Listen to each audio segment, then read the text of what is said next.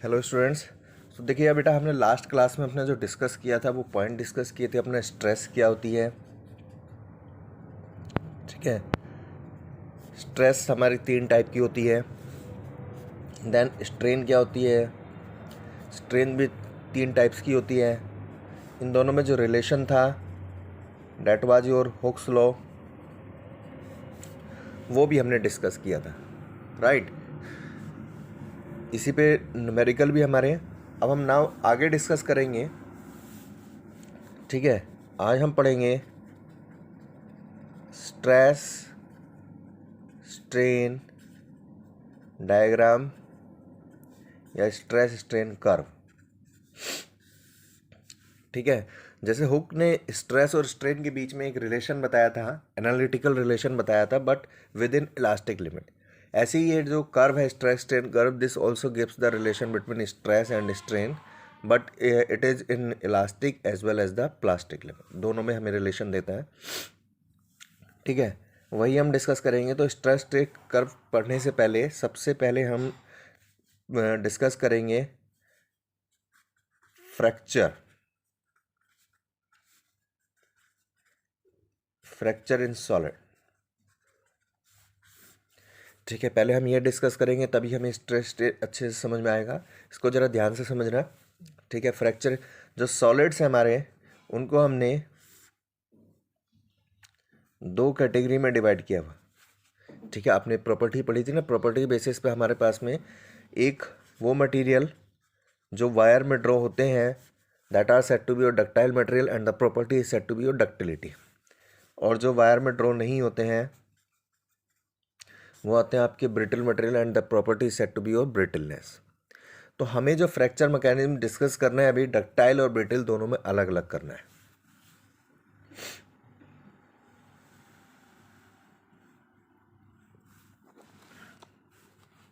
ठीक है।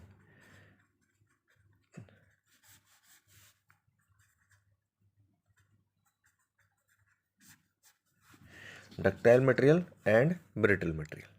पहले डक्टाइल की बात करते हैं। देखिए, कोई भी मटेरियल जो होता है, आपको पता है, कोई भी मटेरियल आपका स्मॉल स्मॉल पार्ट से मिलकर बनता है, जिस स्मॉल पार्ट्स को हम मोलिक्यूल्स कहते हैं। आप केमिस्ट्री की भाषा में मोलिक्यूल कहते हैं। जैसे एक मोलिक्यूल है, दूसरा मोलिक्यूल है, तीसरा मोलिक्यूल कहते हैं, एटम कहते हैं। इनको अलग अलग नाम है हमारे पास इनके, ठीक है। हर ये एक मोलिक्यूल दूसरे मोलिक्यूल से कनेक्टेड रहता है। किसके थ्रू कनेक्टेड रहता है? बॉन्ड, उनको हम कहते हैं केमिकल बॉन्ड या मोलिकुलर बॉन्ड। आपस में इनमें बॉन्डिंग होती है एक, ठीक है। आपने पढ़ा भी हो केमिस्ट्री में, सिंगल बॉन्ड होते हैं, डबल बॉन्ड होते हैं, ट्रिपल बॉन्ड, मतलब ये कुल मिला के एक बॉन्डिंग से कनेक्टेड होते हैं। तो वही आपका जो स्मॉल सेल है, जिसे आप यूनिट सेल भी कहते हैं, ठीक है। यूनिट सेल एक ऐसा स्मॉल एलिमेंट जो कंटिन्यूसली रिपीटेड होता है, या मॉलिक्यूल कहते हैं, मॉलिकुलर बाउंड्रीज कहते हैं आप इन्हें, ठीक है, या बॉन्ड कहते हैं, एक ही बात है, ठीक है। तो ये है हमारे पास में मॉलिक्यूल्स, और ये हैं जो जिससे कनेक्टेड हैं, they are said to be your molecular bond, या आप मोलिकुलर बाउंड्री, जो भी आप कहना चाहें वो आप कह सकते हैं, ठीक है। सिमिलरली आपका ब्रिटल मटेरियल भी ऐसे ही होता है। कोई भी मटेरियल है उसमें यही इस तरीके से, ये आपने पढ़ा होगा, इसी तरीके से हमारे पास में स्ट्रक्चर जो होती है।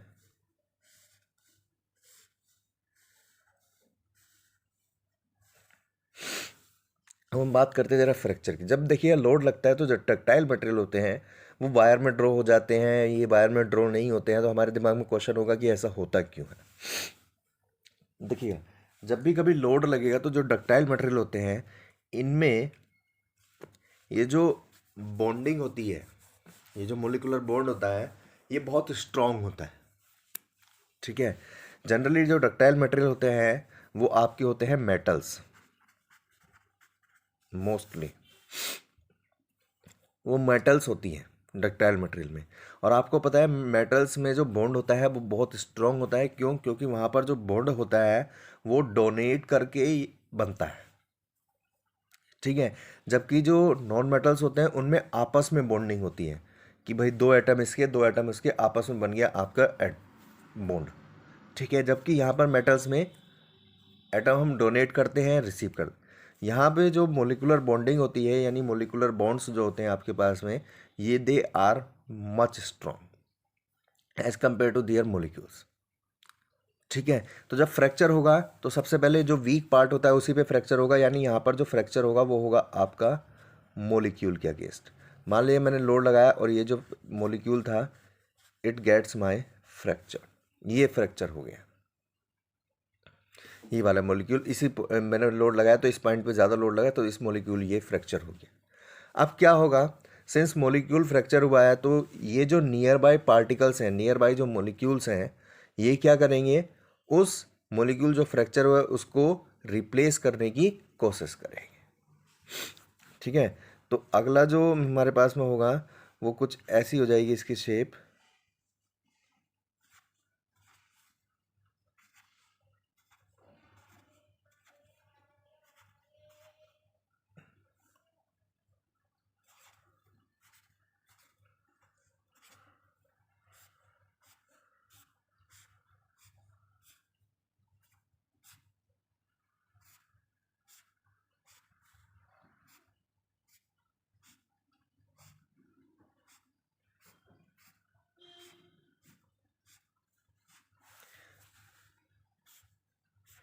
ठीक है।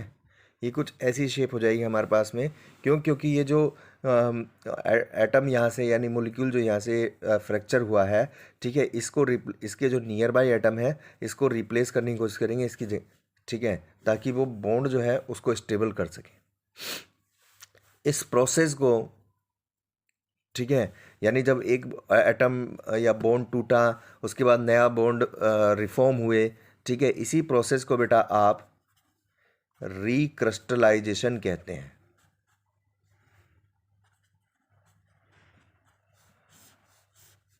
मतलब एक तरीके से एक क्रिस्टल होता है, एक छोटा पार्ट किसी भी मोलिक्यूल एटम सॉरी मटेरियल का छोटे पार्ट को हम क्रिस्टल कहते हैं। तो एक क्रिस्टल का टूटना और फिर दोबारा से नए क्रिस्टल का बनना, तो ये एक तरीके से पहले जो पैटर्न था इसका अब उसका पैटर्न दूसरा हो गया। आपने पढ़ी होगी क्रिस्टल स्ट्रक्चर अलग अलग टाइप की होती है, एमोर्फस होती है, क्रिस्टलाइन होती है, ठीक है। तो वही है, अब पहले ही इसकी ऐसी थी स्ट्रक्चर क्रिस्टल स्ट्रक्चर, अब इसकी ऐसी हो गई। तो इस प्रोसेस को हम कहते हैं रिक्रिस्टलाइजेशन, ठीक है।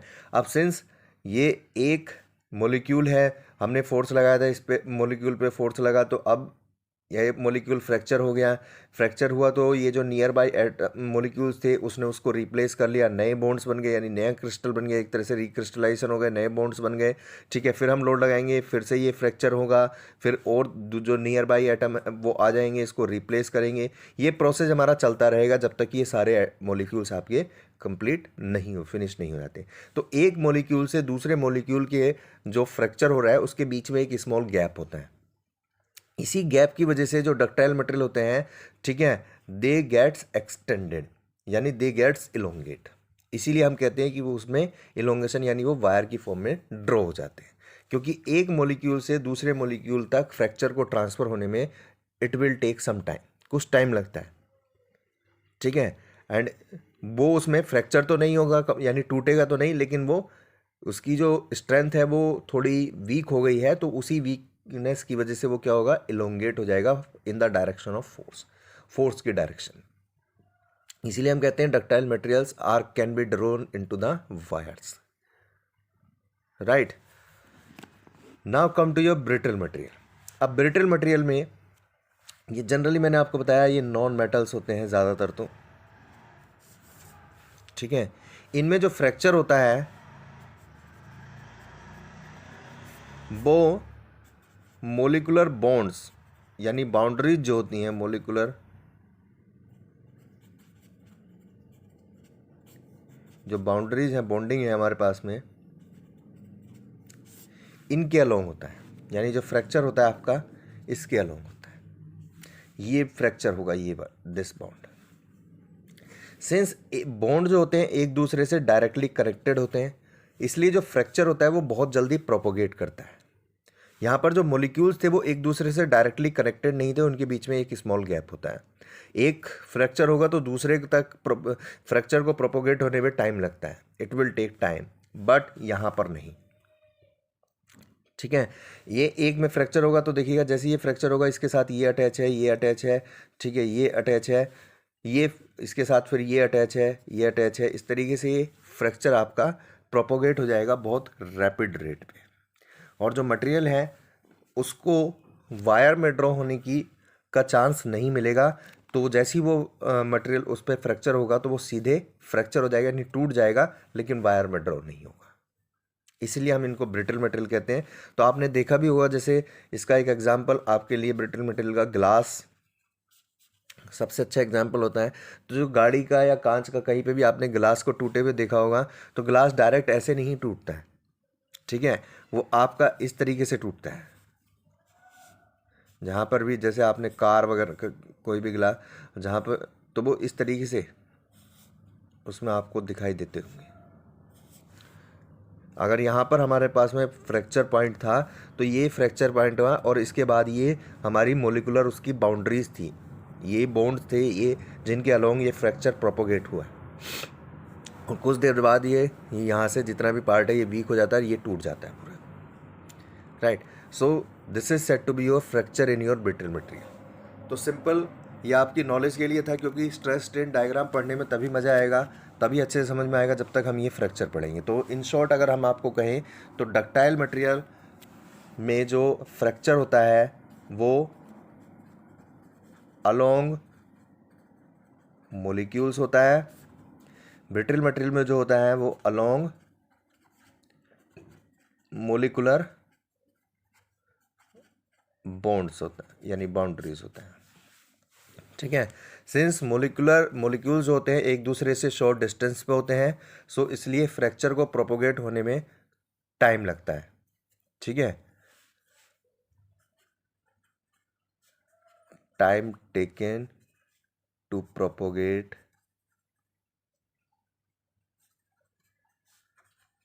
फ्रैक्चर, ठीक है। यहाँ पर ये जो बॉन्ड्स होते हैं, मोलिकुलर बाउंड्रीज जो होती हैं एक दूसरे से डायरेक्टली कनेक्टेड होती हैं, इसमें रैपिड बहुत तेज होता है, रैपिड प्रोपोगेशन होता है, ठीक है। ये इसी प्रॉपर्टी की वजह से ये वायर में ड्रॉ होते हैं, ये वायर में ड्रॉ नहीं होते, राइट। तो आई थिंक आपको क्लियर हो गया होगा कि क्या है स्ट्रेस। इसके बाद अब हम पढ़ेंगे, देखिए stress strain curve. Stress strain curve ज़रा ध्यान से पढ़ना है। जनरली जो हम पढ़ते हैं या हमें पढ़ाया जाता है वो हम ढंग से नहीं पढ़ते हैं, और ना ही हमें पढ़ाया जाता है।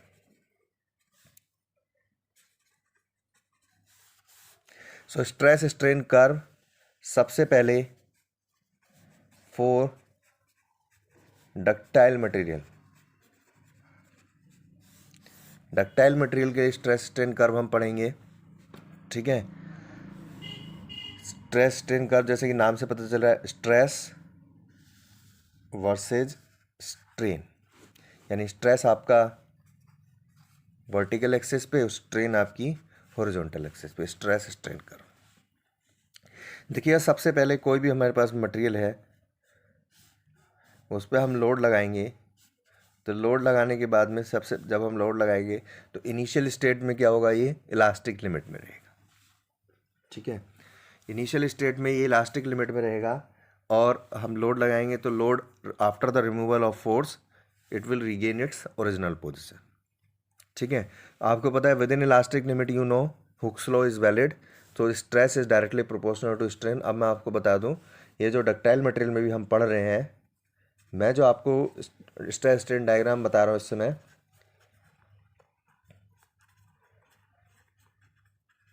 समय हम बात कर रहे हैं स्टेनलेस स्टील की। ये जो स्ट्रेस स्ट्रेन डायग्राम है डक्टाइल मटेरियल का, स्टेनलेस स्टील एक एग्जांपल है जिसका मैं आपको बता रहा, ठीक है। तो सबसे पहले देखिएगा इलास्टिक लिमिट, इलास्टिक लिमिट में हुक्स लॉ वैलिड होता है, यानी stress directly proportional to strain. जब Y directly proportional to X होता है तो you know there is a straight line. तो ये एक स्ट्रेट लाइन आएगी आपकी, से O, this point is said to be my A. So what is my OA? OA is said to be my proportionality limit. Why it is said to be proportional limit? Proportional limit. Why it is said to be proportional limit? ठीक है, it is because Hooke's law is valid. इसमें Hooke's law valid होता है, which is stress directly proportional to strain. तो straight line आती है हमारे पास में और इसमें हम प्रोपोर्शनल लिमिट कहते हैं, राइट। ए के बाद एक बहुत ही स्मॉल रीजन होता है बेटा, it's a very very small region which is set to be my B point. ठीक है, ये जो ए और बी होता है ये बहुत स्मॉल होता है। ठीक है, what is my B up to the point B, यानी ओ बी जो रीजन है मेरा, O B is set to be my elastic limit. You know very well elastic limit. ठीक है, in which the material remains in elasticity, यानी up to the point B point तक अगर हम force को रिमूव कर दें तो अपनी ओरिजिनल साइज एंड शेप को ऑब्टेन कर लेता है, उसको हम कहते हैं इलास्टिक लिमिट। ठीक है, अब आपके दिमाग में एक जरूर क्वेश्चन होगा, सर ये ए बी आपने अलग से क्यों बनाया, ए बी लिमिट हमारे पास अलग से क्यों है। ए बी एक बहुत ही स्मॉल रीजन होता है जिसमें मटेरियल इलास्टिक में तो होता है बट हुक्स लॉ को फॉलो नहीं करता है, यानी प्रोपोर्शनल लिमिट नहीं होती है। ठीक है, अब आप कहेंगे सर अभी तो हमने पढ़ा है हुक्स लॉ कहता है कि within elastic limit stress is directly proportional to strain. Yes, within elastic limit stress is directly proportional to strain, but ठीक है, प्रैक्टिकली अगर हम जाते हैं किसी भी मटेरियल पे तो एक वेरी स्मॉल रीजन हमें ऑब्टेन होता है up A B, in which the material is remain in elastic but it does not follow the Hooke's law. Means A B आपकी स्ट्रेट लाइन नहीं होगी ये, but up to the point B आपका material elastic होगा। अब मैं आपको बताता हूँ ऐसा क्यों होता है। So A B it is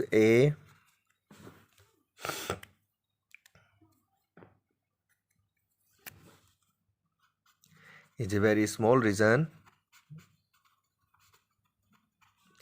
in which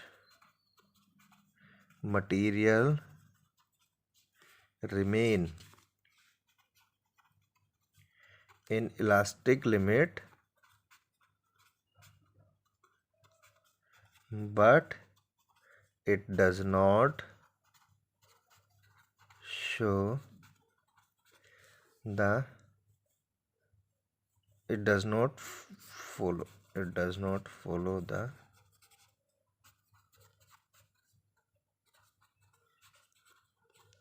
Hooke's law. ये हुक्स लॉ को फॉलो नहीं करता है इस लिमिट में। ठीक है, क्यों नहीं करता है आपको बता देता हूँ क्यों नहीं करता है। देखिएगा, जो बिकॉज, ठीक है, because in limit A B, ठीक है, the material regain its original size and shape, but the rate of deformation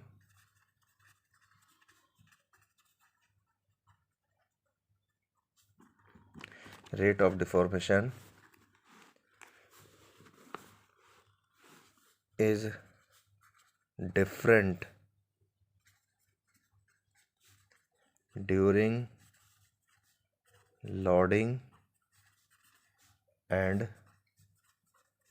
unloading.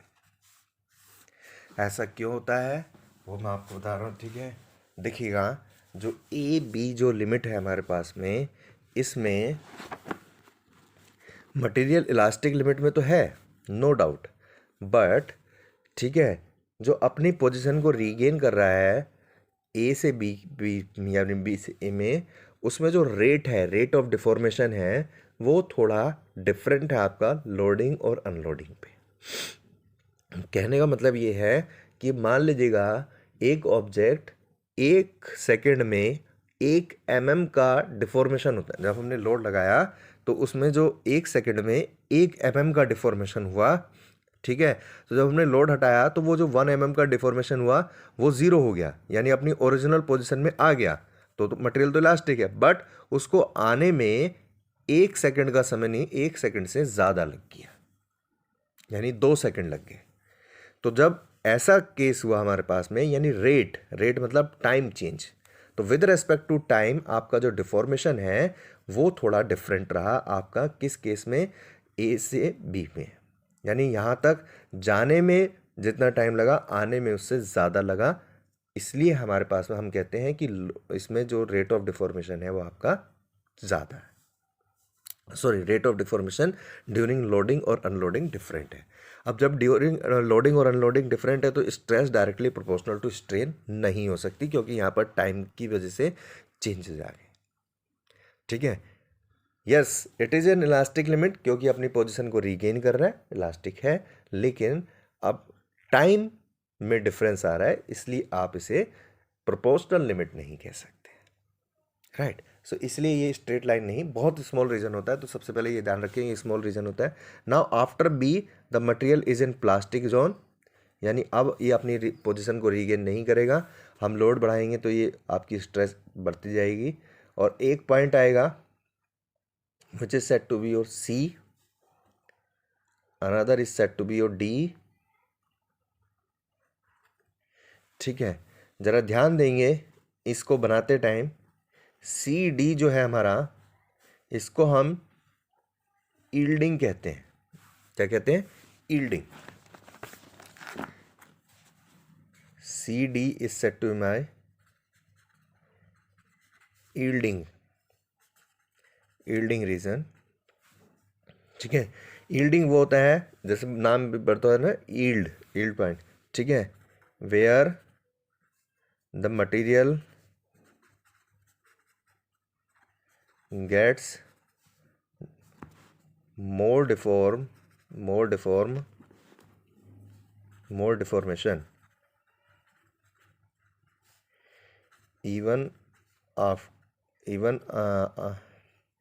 even after applying a small force, ठीक है। और simply you can say more strain due to less stress, ठीक है। Generally आपको पता है कि load ज़्यादा लगाते हैं डिफॉर्मेशन कम होता है, स्ट्रेस ज़्यादा होती है स्ट्रेन कम होती है, ठीक है। लेकिन यील्डिंग एक ऐसा रीज़न होता है जिसमें कम स्ट्रेस पे ज़्यादा स्ट्रेन होती है। तो हमेशा आप इसको ऐसा बनाएंगे, देखिएगा यहाँ पर ये है मेरी स्ट्रेस सी डी के अलोंग, जिसकी वैल्यू इतनी है, और ये है मेरी स्ट्रेन। तो आप बनाते क्या, हम ऐसे करके बना देते हैं, ठीक है, ये ऐसे करके बना देते हैं। इसमें ज़रा ध्यान दीजिए, ये स्ट्रेस कर्व है हमारा, ये स्ट्रेस हो गई और ये स्ट्रेन हो गई। यहाँ पर स्ट्रेन कम हो गई है, स्ट्रेस ज़्यादा है, ऐसा नहीं। यील्डिंग वो होती है, ये जो मैंने आपको बताया फ्रैक्चर मटेरियल, ठीक है, जब एक एटम हमारा फ्रैक्चर हो गया फिर दूसरा रिक्रिस्टलाइजेशन हो रहा है, ठीक है, उन दोनों के बीच का जो टाइमिंग होता है उसी को हम कहते हैं यील्डिंग। तो जब ये फ्रैक्चर हो गया, रिक्रिस्टलाइजेशन, नया रिक्रिस्टलाइजेशन हो रहा है, यानी जो नियर बाय एटम है वो उसको रिप्लेस कर रहे हैं, ठीक है। उसके बीच में ये जो मटेरियल था ये सबसे ज़्यादा वीक पार्ट में था, कमज़ोर पड़ गया था। तो उस केस में हमारे पास में कम फोर्स लगा के हमें ज़्यादा डिफॉर्मेशन मिल जाता है, इसीलिए इस रीजन को हम यील्डिंग कहते हैं। तो सी वो पॉइंट होता है हमारे पास में, सी को हम कहते हैं अपर यील्ड पॉइंट, जहाँ पर आपके जो मॉलिक्यूल्स थे वो फ्रैक्चर हो जाते हैं, और डी वो पॉइंट होता है जहाँ पर जो मॉलिक्यूल्स थे वो हमारे दोबारा से रिफॉर्म हो जाते हैं, यानी रिक्रिस्टलाइजेशन हो जाता है। तो C is set to be your upper yield point, D is set to be your lower yield point. यहाँ पर जो मॉलिक्यूल्स हैं, मॉलिक्यूल जो हमारे पास में वो फ्रैक्चर हो जाते हैं, दे गेट्स फ्रैक्चर्ड, यहाँ पर दोबारा से रिफॉर्म हो जाते हैं, यानी रिक्रिस्टलाइज हो जाता है। फ्रैक्चर से और रिक्रिस्टलाइजेशन के बीच में मटेरियल सबसे ज़्यादा वीक होता है, इसलिए वो ज़्यादा स्ट्रेन मिलती है हमें कम स्ट्रेस की वजह से। ठीक है, तो हमेशा आप इस तरीके से रखेंगे, ये रीज़न ज़्यादा रहेगा, हॉरिजॉन्टल स्ट्रेन में ये कम रहेगा। ठीक है, तो C is set to be my upper yield point. ठीक है, molecules gets fractured at this point। ठीक है, D is said to be my lower yield point, recrystallization take place. यहाँ पर रिक्रिस्टलाइजेशन हो जाता है। ठीक है,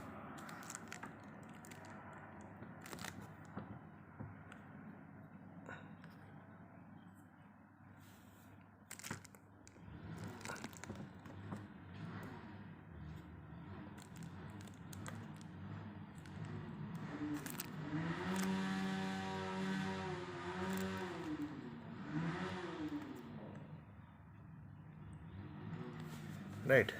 तो C अपर यील्ड पॉइंट है जहाँ पर फ्रैक्चर्ड हो जाता है, D लोअर यील्ड पॉइंट है जहाँ पर रिक्रिस्टलाइजेशन टेक प्लेस हो जाता है, CD को हम यील्डिंग रीजन कहते हैं ना।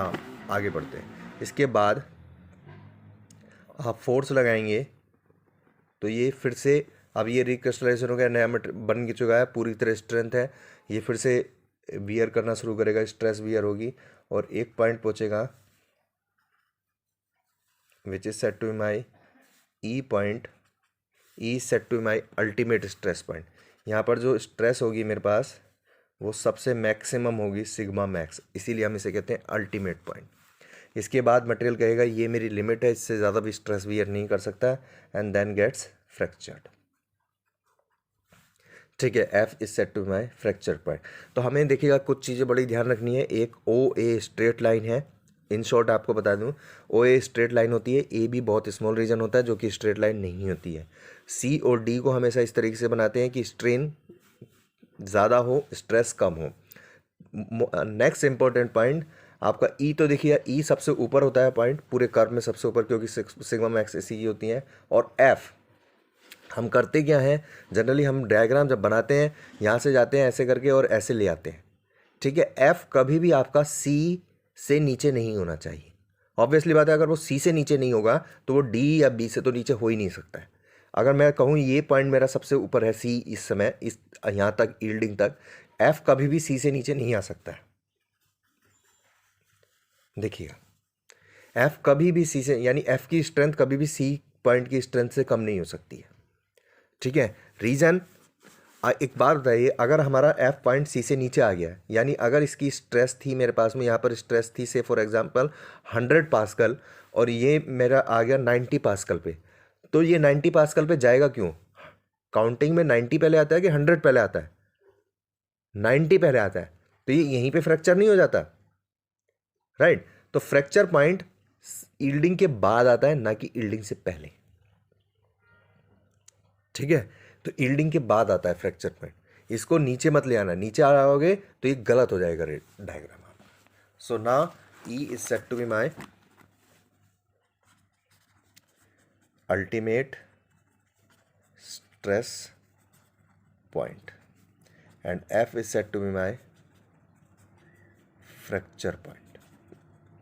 ठीक है, ये था हमारा stress strain diagram for ductile material. तो डक्टाइल मटेरियल के लिए स्ट्रेस स्ट्रेन डायग्राम फिर से बता रहा हूँ एक बार। सबसे पहले elastic limit, OA is set to be your elastic limit, AB is a very small region, ठीक है, in which the material remain in elastic but it does not follow the Hooke's law, that means it is not plastic limit. Further, जैसे जैसे हम load लगाते जाएंगे stress बढ़ती जाएगी, strain भी बढ़ती जाएगी, क्योंकि डायरेक्टली प्रोपोर्शनल है। सी पॉइंट पे हम पहुंचेंगे। सी पॉइंट पे एक ऐसा कर्व होगा हमारे पास में जहाँ पर स्ट्रेस यहाँ पर आपका जो मटेरियल होगा वो फ्रैक्चर हो जाएगा, और डी पॉइंट होगा जहाँ पर रिक्रिस्टलाइजेशन टेक प्लेस होगा, क्योंकि मटेरियल डक्टाइल मटेरियल है। अगर ये ब्रिटल मटेरियल होगा तो सी डी नहीं होगा, क्योंकि आपको पता है ब्रिटल मटेरियल में रिक्रिस्टलाइजेशन नहीं होता, क्योंकि उसमें मोलिकुलर बाउंड्रीज के अलोंग फ्रैक्चर होते हैं, राइट। ब्रिटल मटेरियल में यील्डिंग नहीं होती है, डक्टाइल में यील्डिंग होती है। यही हमने अभी पीछे उसमें पढ़ा है, और क्यों होती है वो मैंने आपको फ्रैक्चर में हमने एक्सप्लेन किया था। देन फर्दर इंक्रीज करेंगे तो ई पॉइंट आएगा, अल्टीमेट स्ट्रेस पॉइंट, जहाँ पर मैक्सिमम स्ट्रेस होगी, और देन फ्रैक्चर हो जाएगा। ठीक है। So now stress strain diagram जैसे आपने डक्टाइल के लिए पढ़ा, अब हम बात करेंगे ब्रिटल मटेरियल के लिए। ना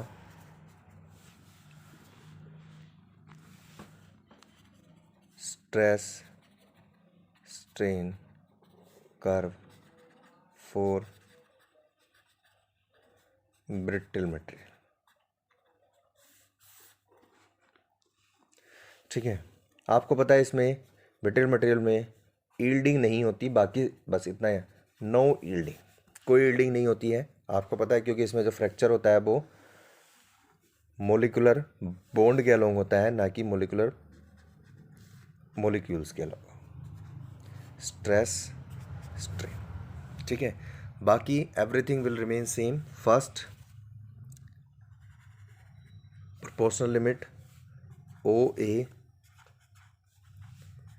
प्रोपोर्शनल लिमिट। अब मैं यहाँ पर एक्सप्लेन नहीं, प्रोपोर्शनल लिमिट यहाँ मैं एक्सप्लेन नहीं कर रहा हूँ। You know proportional limit in which the Hooke's law is said to be valid, stress directly proportional to strain, जैसे हमने। ठीक है। Then A B is a very small region, O B is elastic limit, O B elastic limit है। ठीक है। A B is a very small reason,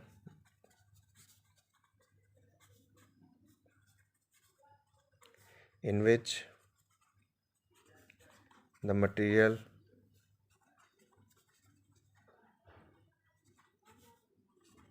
remains in elastic limit, जो elastic limit में होते हैं, but does not follow Hooke's law, Hooke's law को follow नहीं करते हैं, due to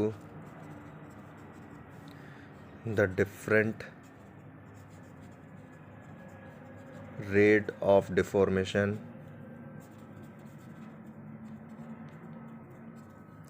during loading and unloading, right. यही हमने आपको पहले बताया, सेम है यहाँ पर। ओ बी, अब इसमें यील्डिंग नहीं होगी, यानी सी पॉइंट नहीं आएगा, यहाँ के बाद सीधे प्लास्टिक लिमिट होगी, and then it will where the maximum stress that is said to be your E। इसमें C D नहीं आएगा, ब्रिटल मटेरियल है, E सीधे E पॉइंट आएगा। E आपका ultimate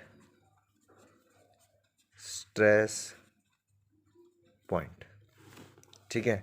and then it is said to be your F। F is said to be your fracture point. ठीक है। तो ये है हमारे पास में stress strain diagram for brittle material. तो डक्टाइल में यील्डिंग और आ जाती है बीच में, इसमें यील्डिंग नहीं आती है। पॉइंट्स आपके वही हैं, बस यील्डिंग हटा दिए मैंने, बाकी सब। तो जब भी आपसे पूछा जाए तो जनरली आप इसी तरीके से एक्सप्लेन करेंगे, पॉइंट्स में लिख के उसकी रेंज क्या है। ठीक है। और इस तरीके डायग्राम है। एक बार इसकी प्रैक्टिस ज़रूर कीजिए, क्योंकि जब तक प्रैक्टिस नहीं करेंगे हम, ये थ्योरेटिकल टॉपिक है कम्प्लीटली, इस पर कोई न्यूमेरिकल नहीं पूछा जाता। न्यूमेरिकल टॉपिक जो था वो आपका लास्ट पिछले उसमें पढ़ाया था मैंने, उस पर न्यूमेरिकल जो हमारे पास में है, एग्जांपल्स गिवन है, देन आपको असाइनमेंट गिवन है, उसके क्वेश्चंस कीजिए।